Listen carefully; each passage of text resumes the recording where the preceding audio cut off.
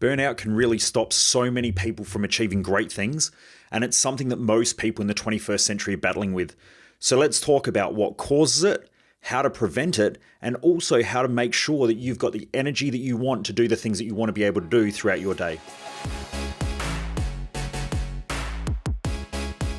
Driven Mofos, welcome back to another episode of The Underestimated Entrepreneur. For those of you who don't know who I am, I'm Michael Mojo, founder of Mojo Human Performance Institute, where we focus on mindset, lifestyle, and business hacking for driven mofos. And the reason why I do these podcasts is because most people waste their life, and I just don't want you to be one of them. So let's talk about burnout. What is it? What causes it? Why do so many people go through it, especially business owners and very driven people? So when we get into looking at the science behind burnout, there's lots of different theories and ideas out there. Originally, it used to be thought of that burnout was this adrenaline burnout. So it was our adrenal glands that would burn out, or it was adrenaline that was burnt out, or it wasn't able to get there.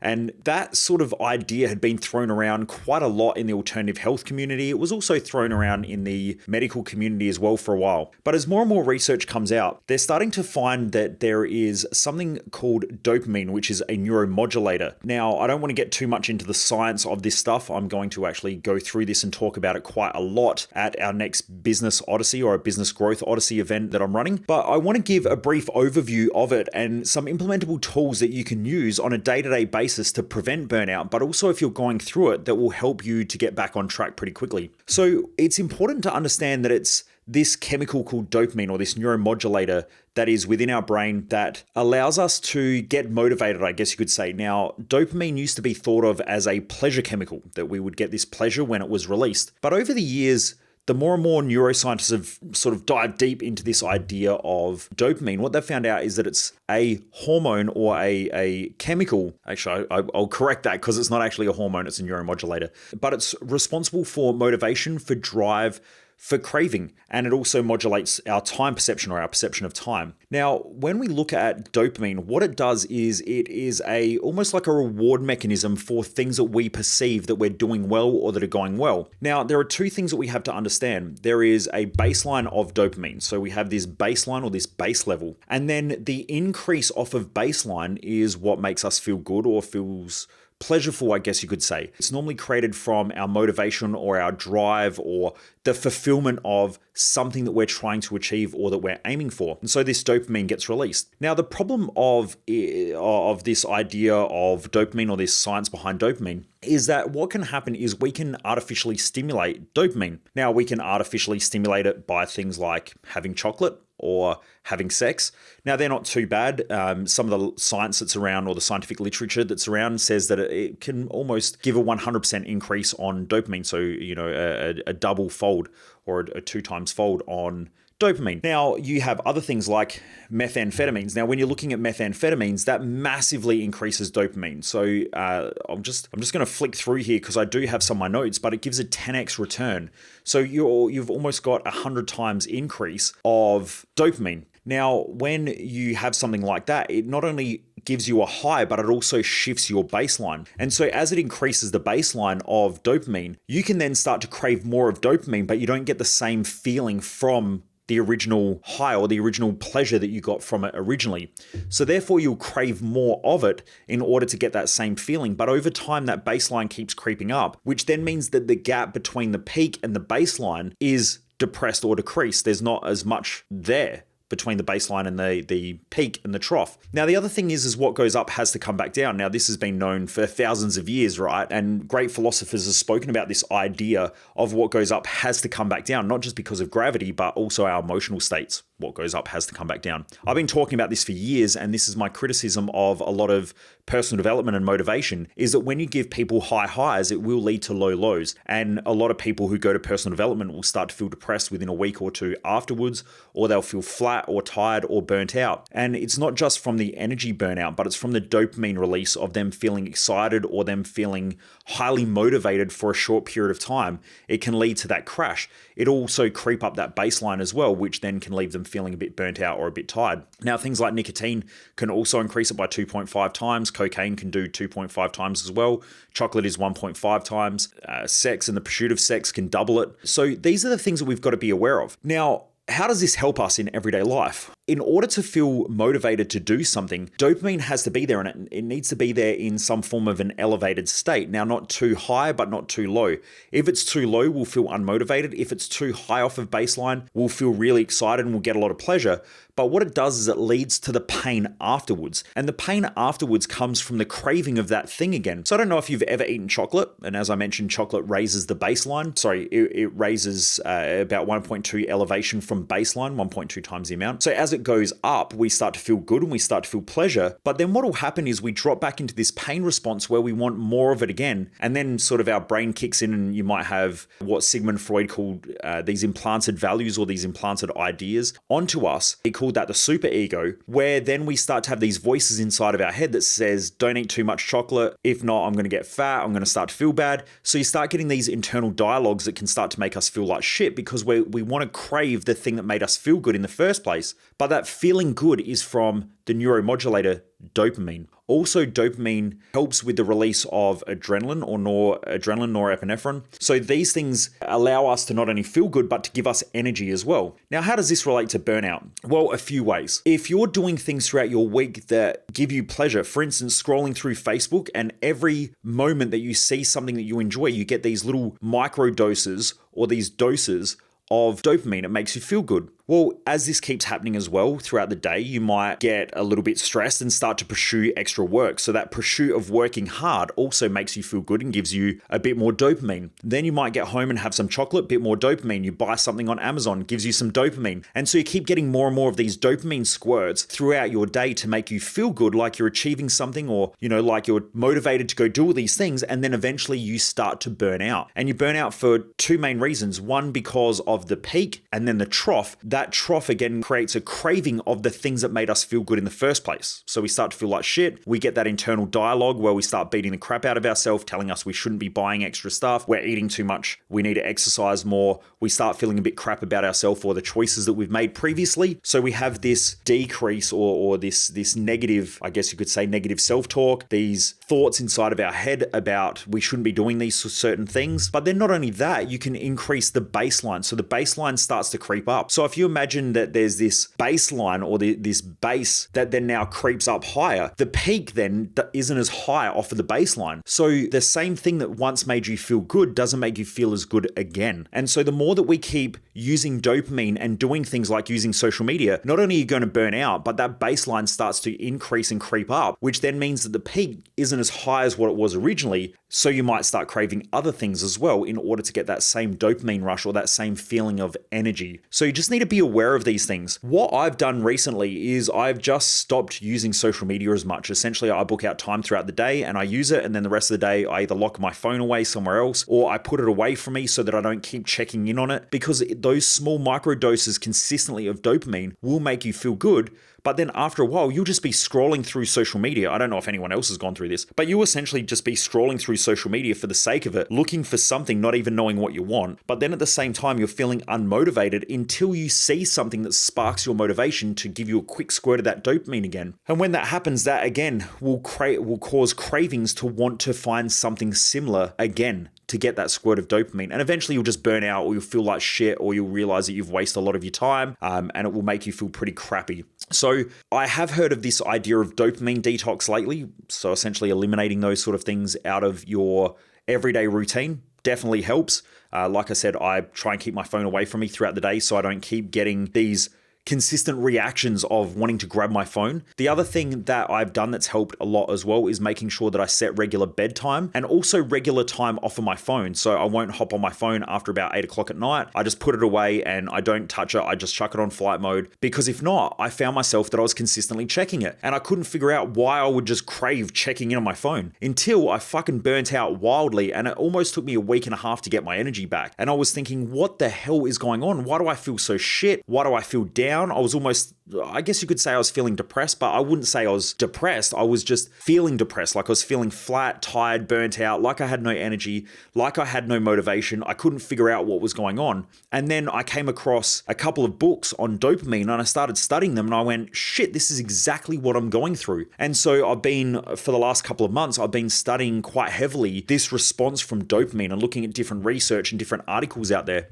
And hence why I wanted to present it to business owners at our next business business growth odyssey because I know so many business owners go through this feeling of burnout, but not just business owners, driven people in general. And they'll put a lot of expectation on themselves, but will find themselves scrolling through Facebook aimlessly for no real reason and not even knowing why they're doing it, and knowing that they don't really want to do it, but they don't know why they're doing it. They just keep doing it. And it's because of that dopamine. They're looking for that dopamine squirt again to make them feel good, to bring up their motivation, to make them feel energized and make them feel alive again. Now, a lot of people have asked me as well when I've been talking about this with them and a lot of my clients lately. I have been talking a lot more about this idea of dopamine and making sure that they remove things as much as they can, like nicotine. I would rather my clients and people that I know not use things like amphetamines or cocaine because, it definitely has an impact on your brain and your mindset. Now, each to their own. I'm not going to judge anyone for using it. I've worked with plenty of clients over the years and had plenty of friends who use those sort of things. But I just noticed that it doesn't help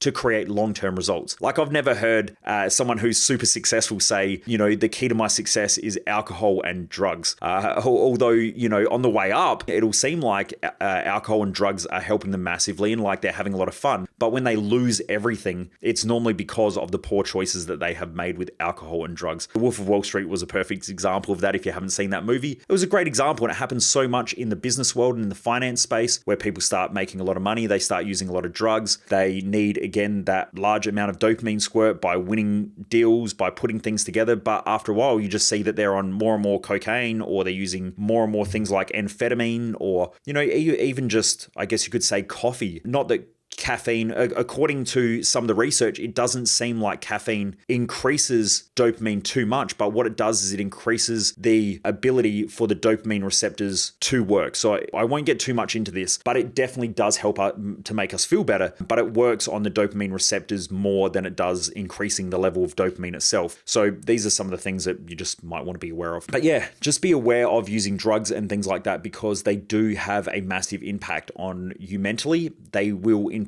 your ability to not only secrete dopamine, but also to use dopamine effectively. And it can eventually leave you burnt out and just feeling like shit and being really, really, really depressed. This definitely happens a lot more with things like amphetamines than it does other things like nicotine and cocaine. But again, they are stimulants. They will release dopamine. They will make you feel better for a little bit until you start feeling like shit and you'll start getting cravings more and more for them. And that's how come people can get addicted to those sort of substances, the same as people can get addicted to things like pornography, because the act of sex also doubles the amount of dopamine or increases the dopamine level from baseline, and the same as chocolate can do it as well. Not as much as the other things, but it definitely does happen. So let's talk about what you can do if you are burnt out. Well, first of all, you can look at what caused the burnout. So if you have been using drugs, highly recommended to eliminate the use of those things. Things like nicotine as well, trying to get rid of it out of your life. There are different things, like obviously cigarettes will have nicotine in them. If you still need cigarettes, or if you still need to smoke something, then potentially maybe smoking just pure tobacco is way better because it's not laced with things like nicotine. But just be aware of that. Go and do your own research.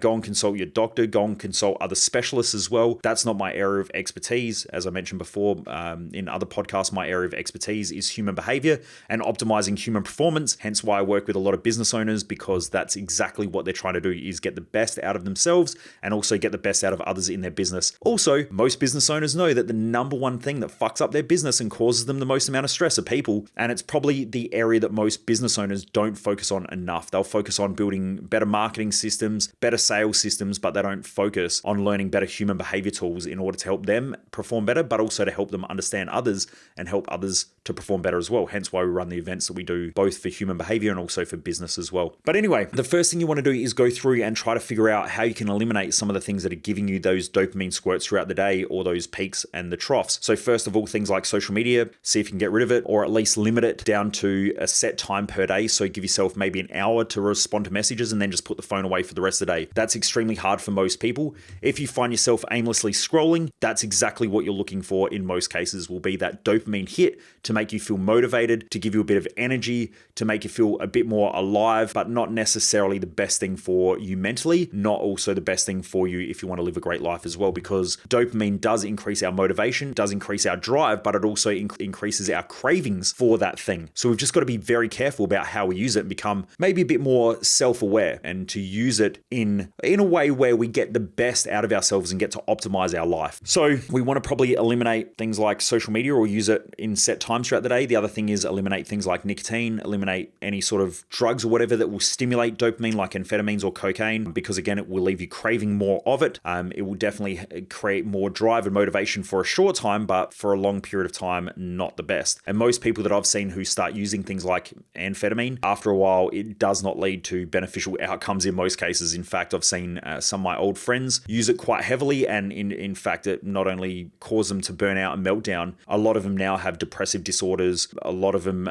have had certain things that they've done in life that aren't beneficial. They've lost relationships. Some of them have been to jail. Not necessarily the best thing. So yeah, we definitely want to be careful with that. Chocolate as well can do it. Just be careful with the amount that you do consume. But let's talk about how we can use it in a beneficial way. So when we're doing things, it used to be thought of as, and I talk a lot about this at our Thrive Time event. So we've got an event called Thrive Time. If you're not aware of it, it's a 4-day event. It's about optimizing your own performance and getting the best out of yourself. And it's building a map for your life so that then you can be driven towards something that's meaningful and purposeful for you, but it will also get the best out of yourself. So it's essentially creating your individual life map for success. And I go through and I talk quite a lot about some of the neuroscience and how to use it. I help you really build out a life map based on your purpose, your mission, your values, and what drives you, all of those things, because that's the way you get the best out of an individual. And I've found this working with tens of thousands of people. But coming back to dopamine, what I found over the years is that a lot of people have been convinced that motivation is doing something painful and feeling like shit in order to be rewarded at the end. Now, I've seen this in a lot of research around habit creation. What they would do is researchers would use mice, they would run them through a maze or get them to do something that was, challenging for them. And at the end, they would reward them with things like sugar water or cocaine. And again, we've seen that cocaine increases dopamine levels. So you're essentially doing research on mice that have to suffer or struggle in order to be rewarded with this pleasure at the end. That's not necessarily the best way to live a great life. What you can do though is that if you love doing what you're doing because you have a greater purpose and a greater mission in life, and you know that that's the thing that drives you in life, you can start to set your life up to effectively feel good doing the tasks itself. So instead of feeling like shit and suffering every day, which is what most people do, they go to work, fucking hate my job, don't want to be here, this sucks, my business sucks, I have to deal with these idiots at work or whatever. I hear this stuff almost on a daily basis from most people that I come across, right? So if they're working hard in order to get paid so that then they can go and spend money, that's essentially the same as the mouse running through the maze suffering in order to get a cocaine hit, or a mouse or a rat doing something that is extremely challenging and extremely uncomfortable in order to get a reward at the end. That's how most humans live. I'm going to suffer through my workouts and my gym sessions in order to reward myself with food, or I'm going to suffer all week in order to get my paycheck so that then I can blow it and feel good about life again. That's how most people live. That strategy there not only creates pleasure, but it also leads back to pain. And most people can't understand why they keep going through these vicious cycles of pleasure and pain, or feeling good and then feeling like shit, or feeling really motivated and energized and then burning out. They're all pretty much the same principles based on this idea of dopamine release. So what we've got to be careful of is rewarding ourselves after the fact. The reward should be the work itself. So for instance, if you're exercising and you hate exercise and you sit there and you go, I fucking hate this, I hate exercise, I don't know why I'm doing this is shit, it's uncomfortable, it's painful. The more you keep self-talking like that, the more you're suffering. Then afterwards, because of that suffering, you want to go and find pleasure. Then what will happen is that dopamine will try to stimulate itself again, or you'll try to stimulate dopamine again in order to go and find something that makes you feel good. Now that might be over shopping, it might be overspending, it might be the pursuit of something else, sex, drugs, rock and roll, whatever. No, not rock and roll, by the way, but that was a joke. But normally people go and do something afterwards that then sabotages their results. The same thing happens when someone works all week and they go, I hate my job, I hate being here, I don't know why I'm doing this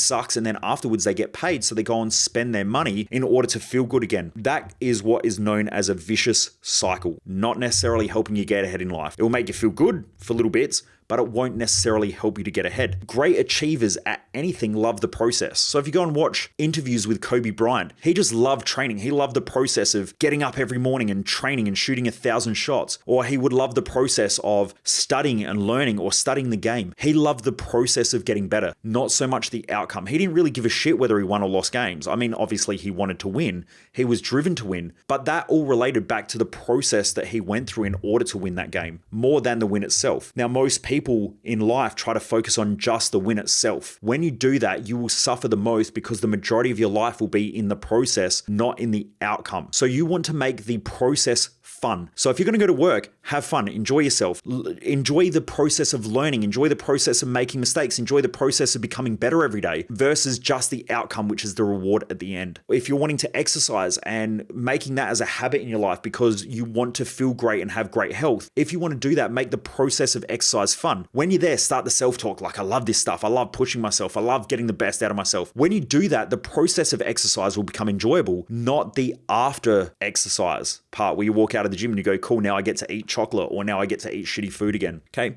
so that's my challenge for you this week, Driven Mofos. See if you can play around with this a little bit and see if you can set your life up to consistently feel like you're winning by using that self-talk, but also by just enjoying the process of getting better each and every day, whether it's getting better at work or in your career, getting better in your business, getting better with your finances, getting better with the choices that you're making, getting better with your health. Whatever it is, use that beneficial self-talk to start enjoying that process and see what happens to your dopamine levels. Also, become more self-aware of the things that deplete your dopamine by either increasing the baseline or by creating those high highs and then leading to low lows. It'll become pretty obvious because you'll start to become more aware of where you start to burn out. Now, for me, I remember this was a while ago. I noticed that I just started feeling tired and flat. And then all of a sudden, I found myself not only scrolling through Facebook consistently for like a week or two before I burnt out, but I also noticed looking back now or looking back after the fact, when I look back, not only was I scrolling through Facebook a lot more, social media a lot more, I was also starting to order a lot more food on Uber Eats. And so Jess would cook this amazing meal and I'd go, no, I just feel like this. What I was doing was I was spending money to get this dopamine hit. And I didn't even realize it. After I'd burnt out and I felt like shit for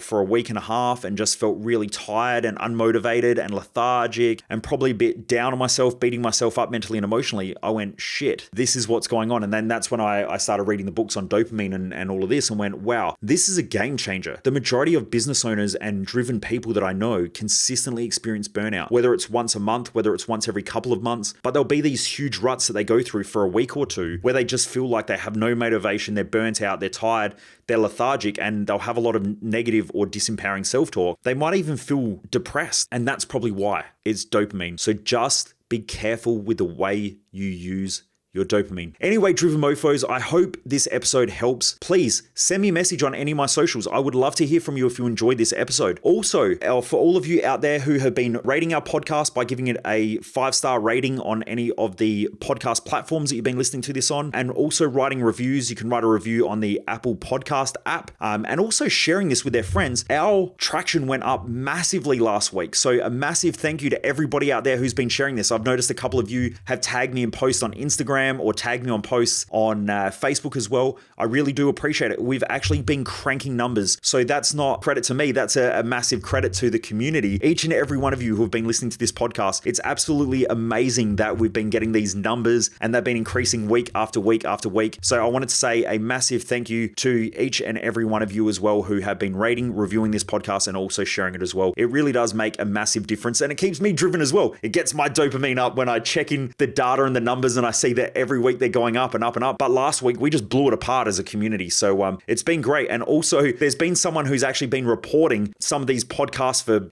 foul language or whatever it is. The podcast is actually on any of the platforms says that it has explicit language, but someone's been reporting it as well. So they've been trying to get it pulled down, but I think this community is too strong anyway. So yeah, keep sharing it, keep getting it out there. And whoever it is who has been, getting upset about the podcast as well, maybe just don't listen to it or, I don't know, go stick your head in a dunny or something like that. I don't know. But anyway, thanks to all those people out there who have been sharing this podcast and also rating and reviewing it. It's absolutely awesome. This community is fucking epic. Anyway, Driven Mofos, have a great day and I hope you enjoyed this episode. Anyway, take care.